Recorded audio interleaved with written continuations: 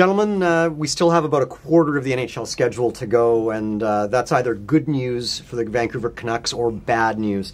Ed, let me start with you. What would constitute a good news final quarter of the season if you're following the Canucks? Well, in all the storm clouds that were around the team at the trade deadline, they parted just a bit and there was a little ray of sunshine, and that took the form of Jim Benning saying we're going to play the young guys from here till the end of the season. So the good news for the Canucks, and they desperately need some good news to sell this market, is a regular role for Jared McCann, none of this game in, game out thing. Jake Virtanen playing in the top six, and Andre Padan and Brendan Gaunce coming up from Utica. And I think that's something they can sell, and I think that's something that'll change the channel on the story that's currently being told in this market. Patrick, what's your take? It comes down to Horvat, Berchi, Virtanen, that group, that line that's looked pretty good. I think if those guys can really have a nice run out to the season, play well, put some points up, if Bo Horvat can finish the season feeling like he's got some confidence after such a difficult start to the year, I think that's what you should be focusing on.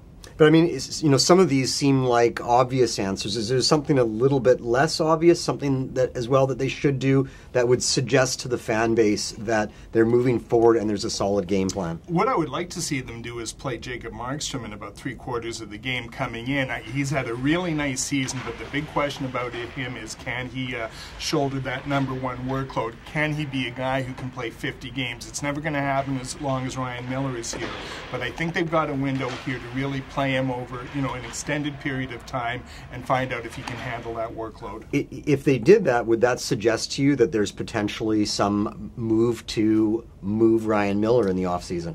That's possible. I'm not sure if I see that, and I'm not sure how portable that contract is. It's $6 million per for a guy who I think is going to be either 35 or 36 next season. So, but I think going forward, I think Markstrom is going to be your #1, and he's going to hold that spot, and then they're going to, Thatcher Demko is going to be the guy they've got warming up in the bullpen. Okay, Patrick, anything you've got? The other guy, Ben Hutton, just how he plays out the rest of the season. He's well past the point of games played in any season he's had before. He played collegiate season. There's now like twice as many games basically.